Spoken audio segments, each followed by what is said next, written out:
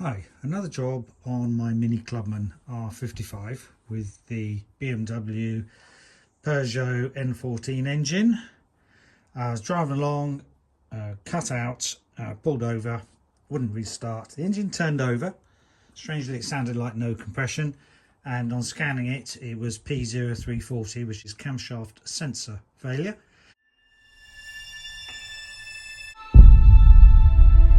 So nicked up to the shops, got a new camshaft sensor. It's on this plug here on the top, on the cam cover. Picks off this little lobe here.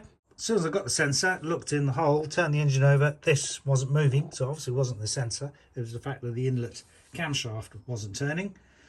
Took out the oil filler plug. I could see that the exhaust camshaft was turning over, and that was it. Got my wife to tow me home. Got back and taken the cam cover off. Didn't show all that detail because that's fairly straightforward. Just pull out the spark plugs, a few bolts to undo to pull off the cover. Cover's over here. And as soon as I got it off, I could see this little bolt here, which obviously snapped. That's a stretch bolt. It was just sitting at the end of that inlet camshaft sprocket. Fortunately, it hadn't fallen down in the engine, and straight away you could see that was the problem. So the sprocket was turning, the camshaft wasn't. Got myself a spanner. There's hex flats here, 27mm spanner you can get on that one. The exhaust camshaft will turn fairly easy with that large spanner. Of course, it turns over the whole engine because it's connected to the timing chain. Not really meant to do it that way, but it does work as long as you don't turn it too much. But the inlet camshaft was frozen solid. So either some of these bearing caps have seized, which could only be due to lack of oil, which superficially doesn't seem to be the case. Enough oil sitting around the place.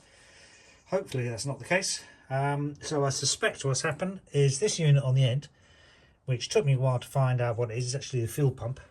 Haynes manual wasn't terribly useful for this problem, because when I look up trying to remove the camshafts, basically says take to a BMW dealer, which is not very useful at all. Don't really see the problem on this particular engine, but we'll see if we can get the camshaft off. I don't really want to dismantle all the front of the car, take this beam off to get to all the bits necessary to pull the timing chain out. It looks a right pain in the arse. That's the way they say to do it, to remove the timing chain, to get into various access points around it to make it easier. What I'm rather hoping is that I can keep the chain under tension. This is the Vanos adjustable valve timing unit, courtesy of BMW. Big crap design, because basically, why would you have a stretch bolt at that position? The last thing you want is for the bolt to stretch, because then the sprocket will shift on the camshaft. Maybe they anticipated the fuel pump seizing up, and that was a way of protecting some part of the rest of the engine. Although if the inlet camshaft stops, of course you then risk having bent valves.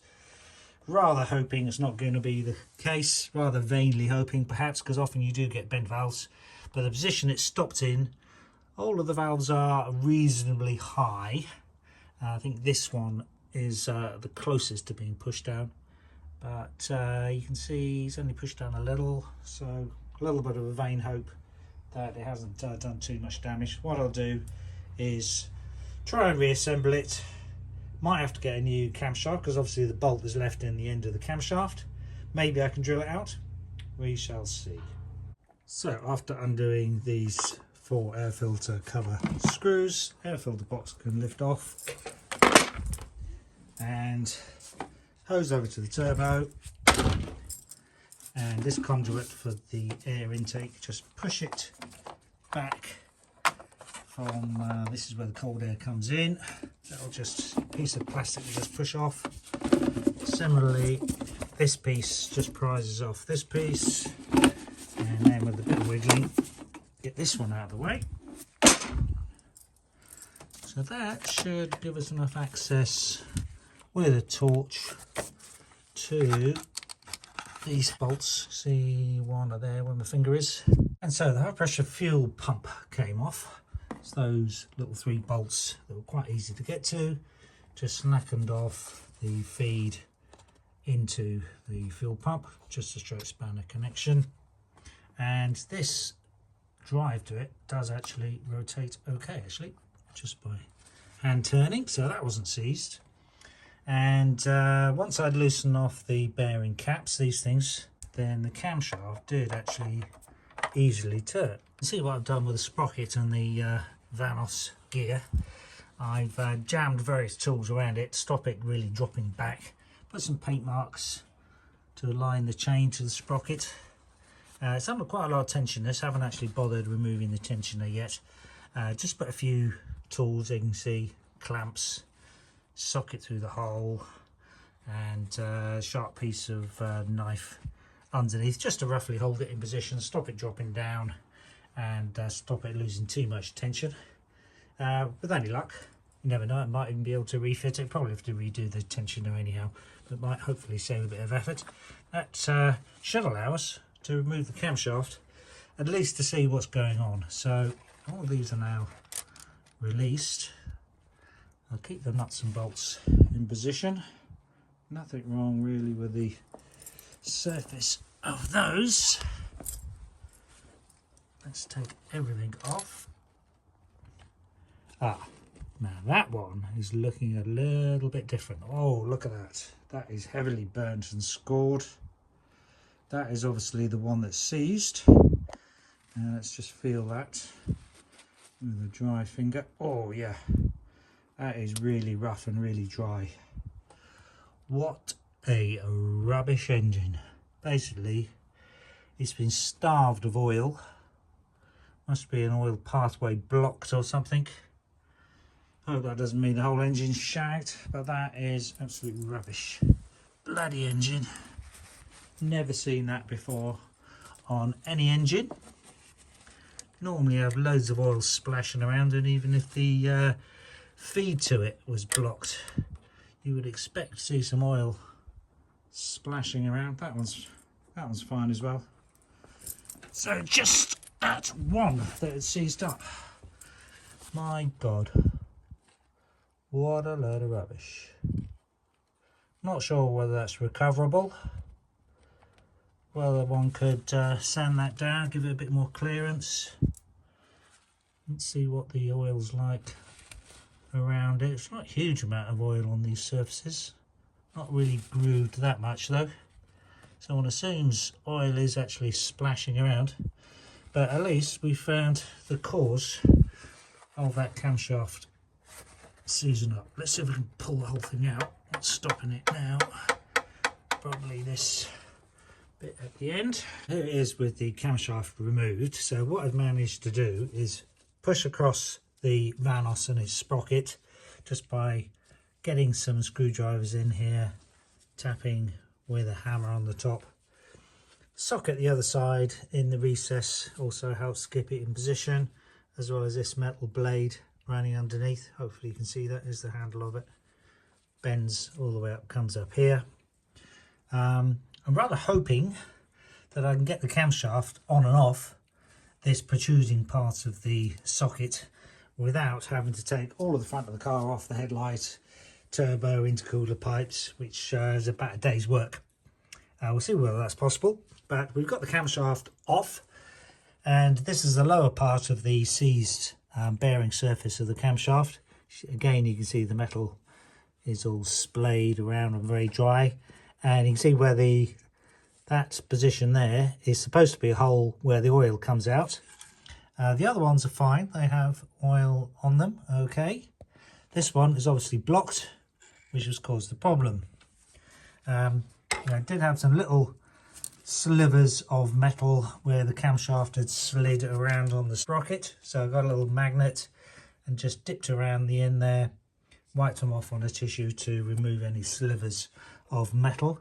I don't suppose anything, oops, I don't suppose anything comes out of that hole that is metallic. Just see, doesn't seem to. Tricky thing now is going to be how to clear out that hole. We'll try suctioning it first. It's a small 2.5mm drill bit to open up the blocked hole in the oil feed. Used a vacuum cleaner, little handheld Dyson over here with a tube taped on the end. try and suck up any debris. I also put it over the tube, try and suck up the oil. Did that on all 4 holes or 5 holes across the camshaft to see if I got similar results, which hopefully took out any debris. And then the other useful thing I did was get an oil can, poke it in the oil feed holes, and then you'll see if you squirt, press the lever, push the oil in, you'll see oil pop out the other holes, which is quite useful then because it flushes out any debris in there and makes sure all of the oil holes, all pathways are flowing and that this one is no longer blocked. Did see a bit of crap coming out of this one, just lots of mucky old dirty oil. So maybe that's part of the problem, just the oil ways weren't clearing out very well over time, over the years. It's only done 79,000 miles, this engine, which should be very low for an engine. Basically just shows the engine's a bit crap, I think, really, as from a design point of view. And I don't like at all the way that the sprocket is only held firm in relationship to the camshaft just by the tightness of one bolt on it. There's no recessed lobes or slots or anything to set the timing accurately, just relying on one stretch bolt, which obviously failed in this case.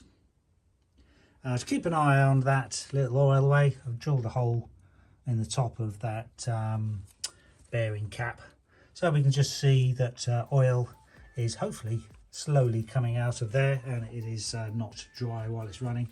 If we cover up, put some sort of cover over the timing chain, we can run the engine for a little bit with the cam cover off, hopefully, just to check that the oil is flowing around the top of the head. So I need a new cam bolt, which I'll order. It's only about £8, and I think I'll do that before turning the engine around too much. Here is the camshaft. So yeah, this is the dry surface, probably recoverable, doesn't look too bad. Give me some sanding down. Fortunately, the snapped bolt is protruding out the end, so I should be able to save that camshaft, which saves a couple £100. Hopefully I can get a grip on that or weld onto it and just unscrew it. And I sanded down the bearing surface of the camshaft and the surface on the head and the cam bearing cap using my belt sander, this sort of thing, air powered. Probably can get electric powered ones as well. And then fortunately I was able to lever the sprocket back onto the end of the camshaft, as you can see, just by getting a few screwdrivers in and pushing it over.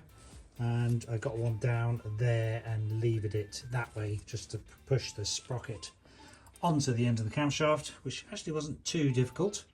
So the tensioner is still on, because that's a bit of a pain to remove. It's right down there somewhere. All this gubbin's got to come off. Didn't need to do that. It's not a locking tensioner from what I can see on the internet. It's just an hydraulic, maybe sprung loaded as well tensioner. So I think it pushed back and took up any slack as well. Put a new stretch bolt in it, and now we just got to set the timing. And for setting the camshaft timing without any special tools, see this other video I made, split it off because it's a little bit lengthy. And for any more details, it's useful to have this Haynes workshop manual you can get on eBay and other places, in case I missed any of the details. And on reassembling, it was all running okay and all back to normal. So that was it, job done. Thanks for watching.